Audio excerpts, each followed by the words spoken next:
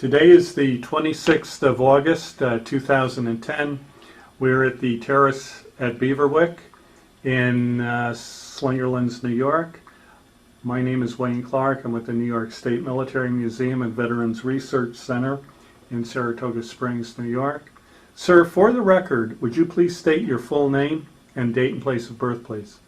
Leonard Bock, July 30th, 1927, in Manhattan, New York. Mm-hmm. Did you attend school in Manhattan? No. Where? In Brooklyn. In Brooklyn, okay. And you graduated from high school in Brooklyn? I did. Eastern District High School. Okay. And you graduated, I think you said 1944? Yeah. And at that point you went on to college? Before? I went into the Coast Guard. Okay. You went into the Coast Guard right after high school? Yes. And did you enlist or were you drafted? I enlisted. And why did you pick the Coast Guard? There were a number of young men on the block where I lived in Williamsburg, Brooklyn, that were already in the Coast Guard. Mm-hmm. And they'd come in on weekends and whatnot, and I thought that would be great, you know, to be able to come home on weekends. Mm-hmm. Unfortunately, they sent me to the Philippines. For your initial training, where did they send you for basic?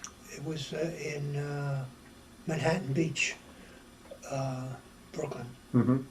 Now, were you able to go home at all during that period? Or did they keep you right there? Kept me right there until the end of it, and then I was able to go home on a short leave, and then they sent me overseas. Okay. How long did your training last, do you recall? In New York? I don't recall it. It was probably, I don't know, 7 to 10 weeks, something like that. Mm-hmm. And you went in, was it in the summertime you went in? I don't think so. I think it was getting towards the winter. Okay. All right. And once you completed your basic training, where did they send you next? I'd like to think it was the Philippines. It may have been some stops in between, you know, but basically after that I went to the Philippines. Okay. Let me just go back a little bit. You were still a student when the Japanese attacked Pearl Harbor? Yes, yes. Do you recall what you were doing when that happened? Well,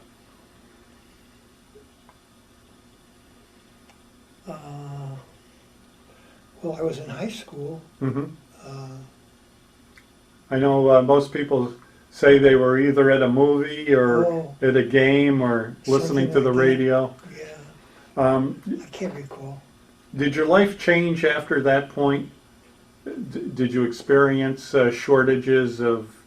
Oh yeah, and all that stuff, sure. Mm-hmm. Civilian stuff, yeah. And rationing? Yes. Did you participate in any scrap drives for the war effort at all while you were in school? I don't recall. Mm-hmm.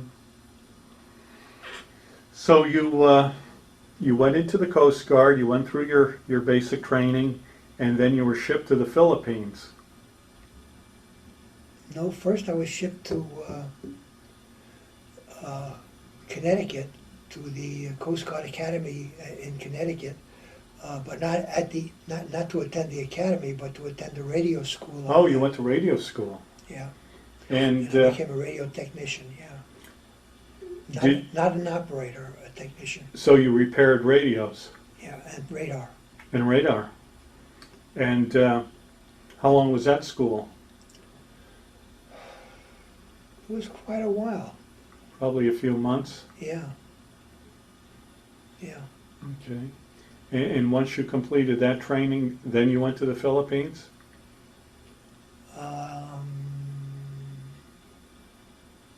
Yes. Yes. And whereabouts were you stationed in the Philippines? Tacloban, the island of Tacloban, and also near Manila. Okay. Did you live aboard a ship? Yes, I did. It was an 83 footer, Oh, the 83 331. and what type of ship was that? It was a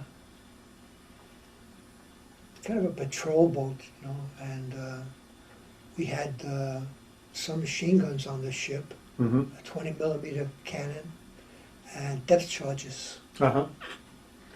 And aboard ship, your job was to keep the radios in repair? I was a striker at that point. I'm trying to remember if I was actually in charge of radios. Now by a striker, what does that mean? That means you're training for the position I see. of radio technician. Okay. And during that period in the Philippines, any encounters with the enemy at all? No. No. Mm-hmm. What about, did you spend any time on shore at all? Yes. Yes, I did. In Manila. Mm-hmm. Was In there Tacloban, yeah. was there a naval installation you stayed at? Yes. Mm-hmm. Oh, yeah. And when you went out aboard ship, how long were you gone for? Or did you just do local patrols? No, I think we were out for a period of time. Mm-hmm. Not a long period of time, but Mm-hmm. a period of time. What was life like aboard ship? Well, it's a small ship, you know, Mm-hmm. 83 feet long. Mm-hmm. And we patrolled, you know, ran between the islands, and the war was over at that point. Oh, it was. Okay. And Now, where were you when the war ended with the dropping of the atomic bombs? Were you in the area of Manila? no, I think I'm really not sure, but I think I was still in the United States. Okay. I see that you were discharged in 46. So, okay. Do you recall when you were discharged in 46?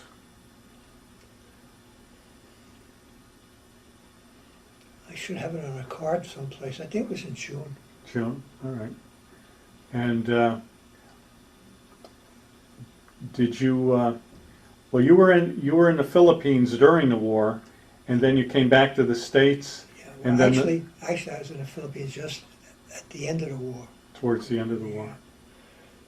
Yeah. All right, In fact, I think the war was over when I went to the Philippines. all right. And what was the food like on board ship? It was good. Yeah, Mhm. good. Navy had nice, the Coast Guard had nice food. Mm-hmm. And did you have any other duties besides striking as a radio repairman? Any other duties aboard ship?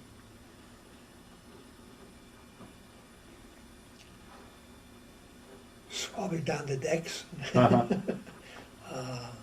General maintenance stuff, you know, Mhm. painting. What rating or rank were you? Seaman first class. Okay. And while you were over there, did you see any USO shows or any entertainment like that? I believe I did. Mm-hmm. I believe I did.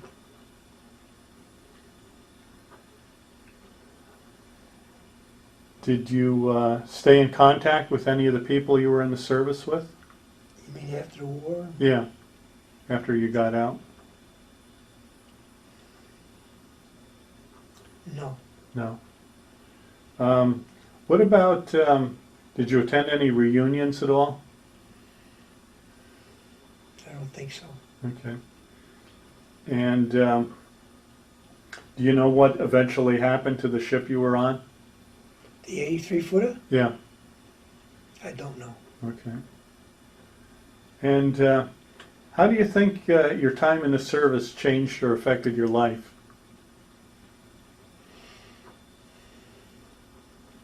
Well, it was my first time away from home. Mm-hmm. So it was kind of a growth experience in that sense. Mm-hmm. So you meet a lot of people from different parts of the country? That's right, I did, yeah. Mm-hmm. That was interesting, you know. Mm-hmm. And being Jewish, there's always a certain amount of anti-Semitism that you run into also in the service, you know. Mm-hmm. But all in all, it was an interesting experience. Mm-hmm. And whereabouts did they discharge you from?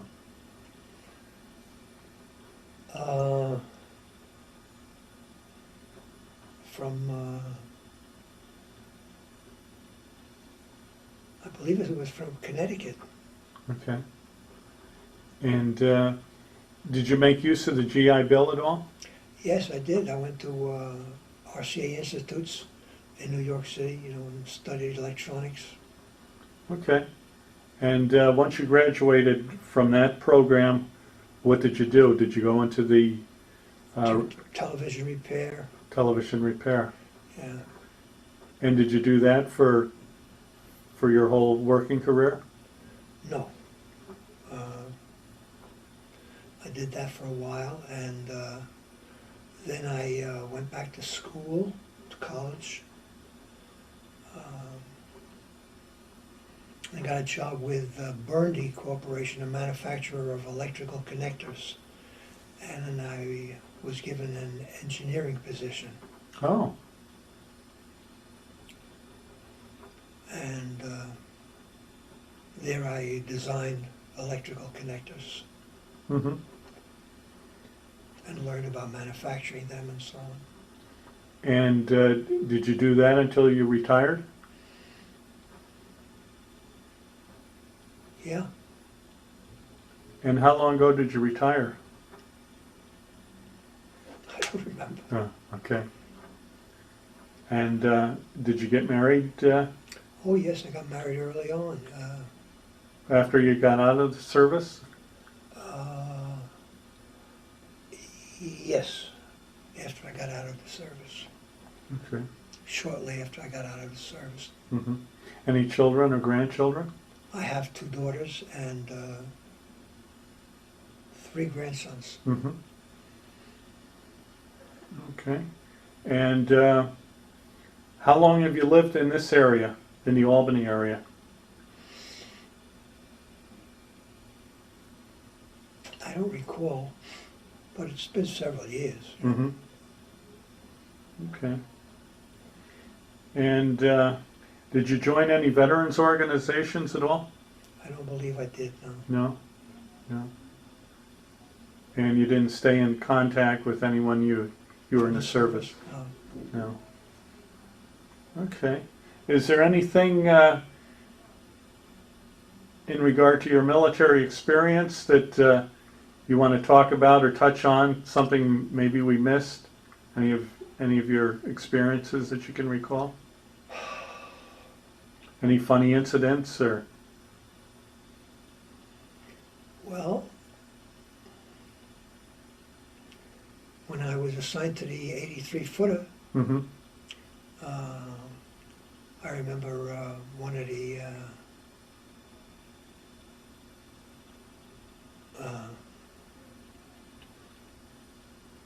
shipmates, you know, a rated shipmate, saying, "Oh, here comes a Jew boy," you know. Hmm. Okay. That's unfortunate, but for the most part, everybody got along? Yeah. Okay. All right. You know, any dirty job to be done, you know, I was usually picked for it. Yeah.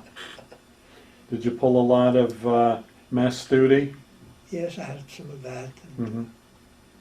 What about your time off? What was Manila like during those years?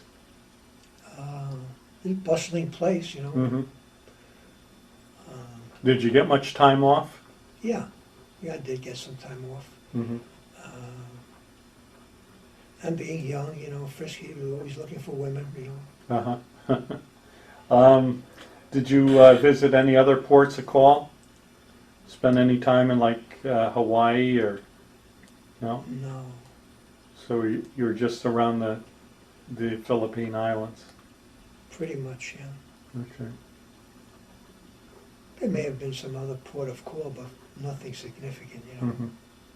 You didn't get called up during the Korean War, did you? I did not. No. Okay. By then I was married and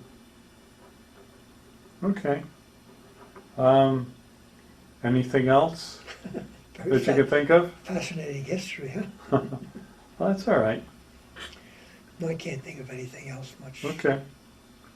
All right. Well, thank you for your interview. You're quite welcome.